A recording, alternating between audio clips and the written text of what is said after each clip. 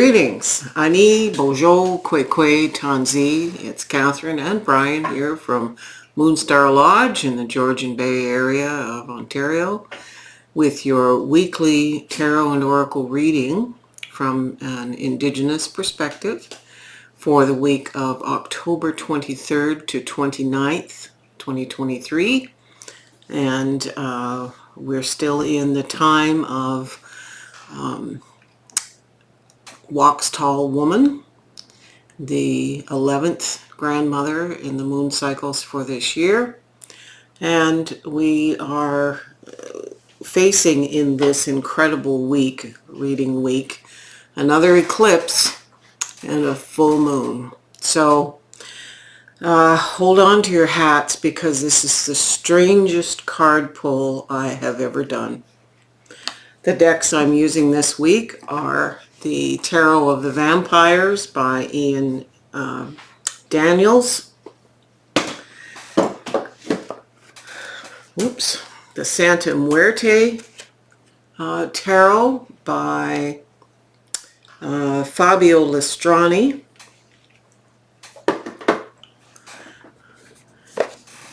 The Santa Muerte Oracle, also by Fabio Listrani.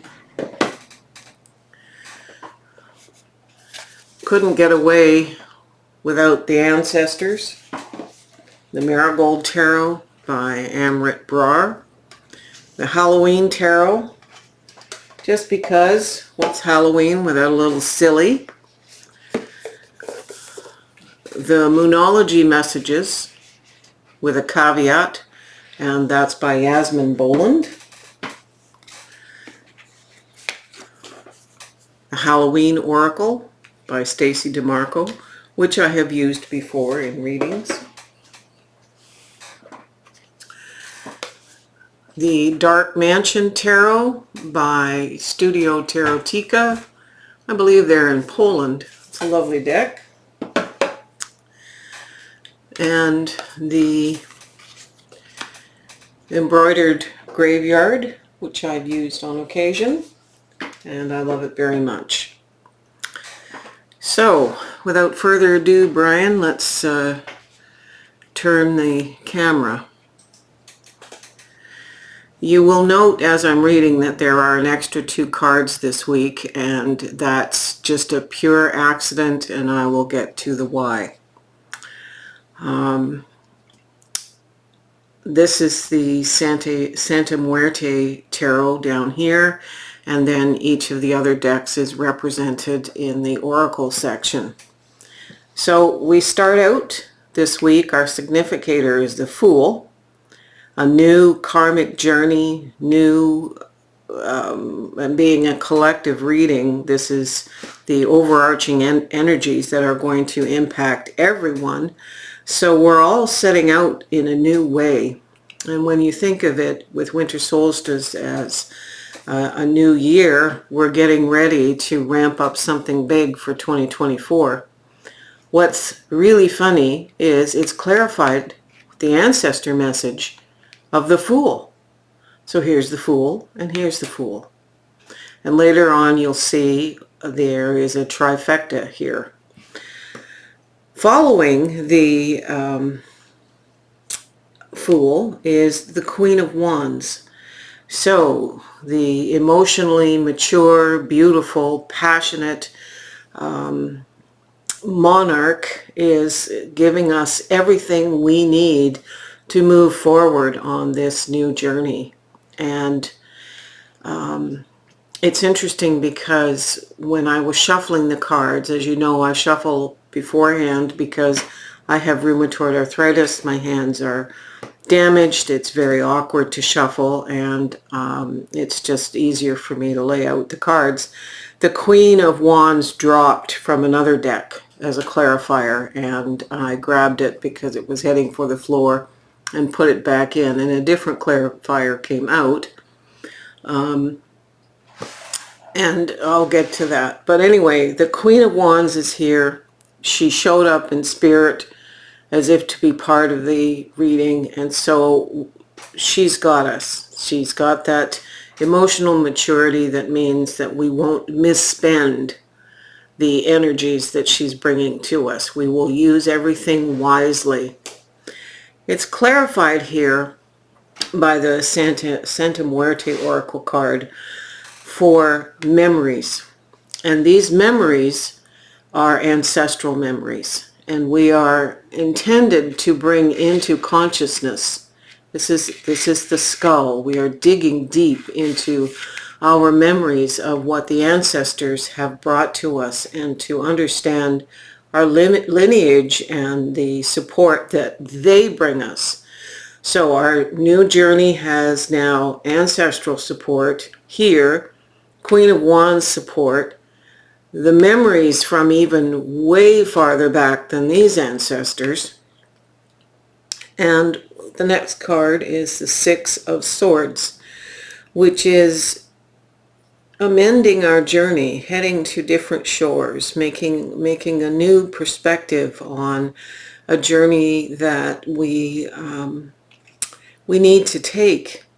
In many decks, the Six of Swords is a success card. So our ancestors here are bringing us to a place of shifting our direction on this new journey into new shores. So we're not repeating things we have already done in the past. It's clarified by the Vampire deck with the Fool. So, like, here we are, kids. You can't make this stuff up. I have never had this before. It occasionally, like when the Wands card fell, you know, you get that. But this is so extraordinary. It's followed by the Star. So our hopes and dreams are very much enmeshed in this journey. And it's also about healing. Sometimes it's healing our journey. In other words, healing our hopes and dreams into a way that makes what we're striving for more appropriate. For, you know, we're fine-tuning, really. It can be physical healing as well, but the Star is one of the most beautiful cards to me.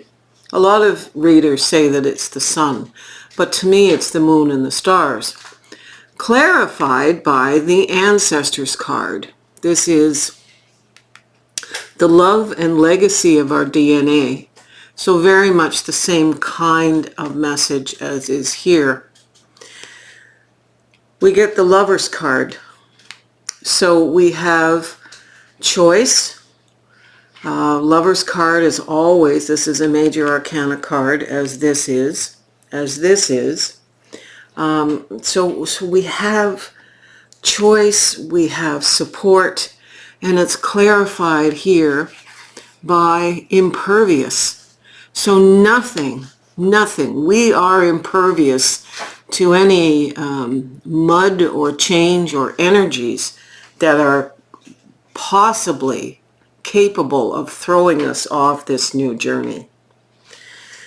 It's clarified here, or sorry, the next card here after the Lovers is the Seven of Wands.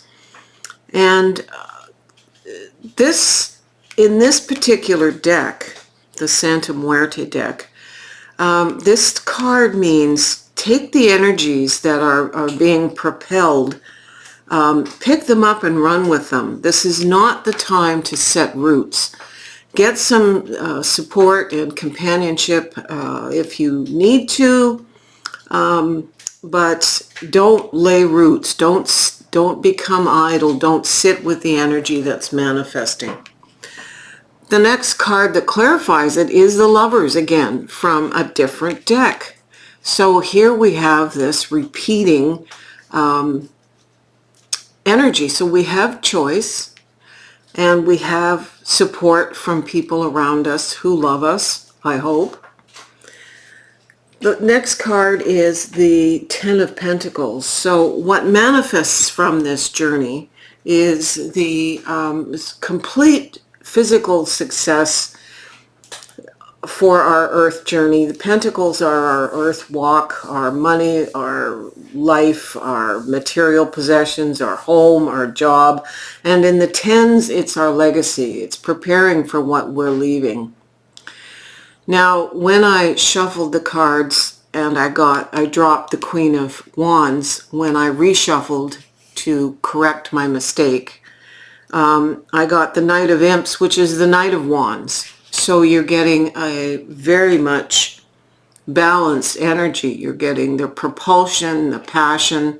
In this case, he's called the Knight of Imps, but it means the fiery passion. So you're getting the Queen of Wands. Could have been the Queen of Wands in this deck, but it became the Knight of Wands. So all kinds of energies from Spirit. The passion that I speak about is not necessarily a sexual passion.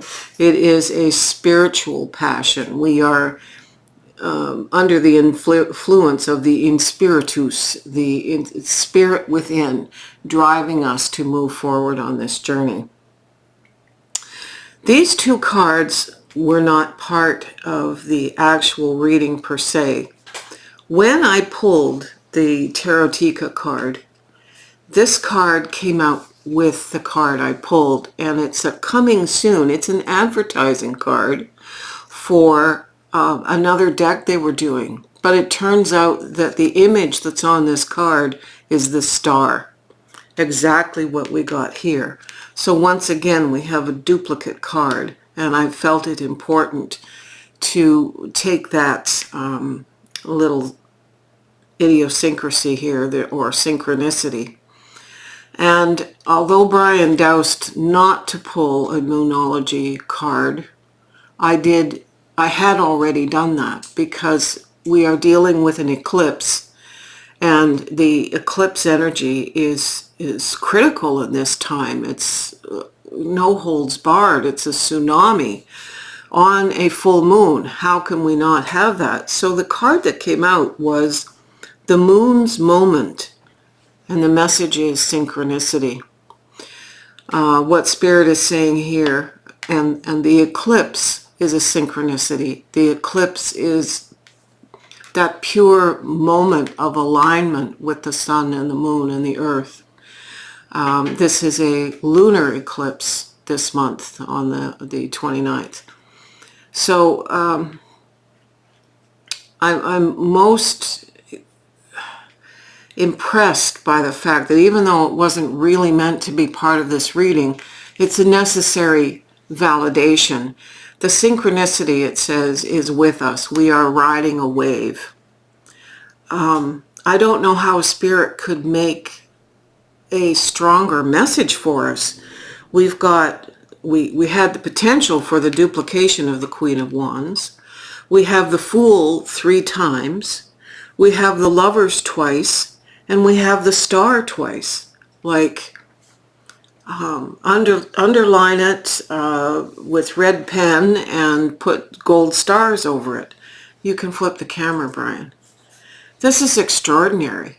I'm actually going to put this particular reading in my personal journal, my grimoire of tarot readings, which I don't usually do. I don't think in 4 years of doing these readings on camera that I have ever taken. Yeah, I know I haven't. I haven't taken that, because it's complicated to take a picture like this and get it into a little 8x5 journal. This is extraordinary to me. So I'm going to make a marker of this in that journal and in my personal journal, and say, follow along how this actually, explodes. Spirit cannot be more direct in the message that this is a collective energy of great time and support. Yeah. Anyway, if you enjoyed this reading, as always, give us a thumbs up and subscribe if you haven't. We're going to be starting some extra videos on parapsychology and psychic work, psychospiritual development, how to effectively do ghost research, if you want to call it that. And my many years of skill in this area are important. So we're going to be starting that, and if you subscribe you get notifications, because it's not going to be a steady set release of these. It'll be, you know, every couple of weeks we'll do something else. And if you feel moved, send me a coffee, because goodness gracious, so rarely do I do a video with wet hair and dirty glasses, because we're just hitting the ground running these days with classes. Anyway, miigwech, Niawen, be at peace, aho.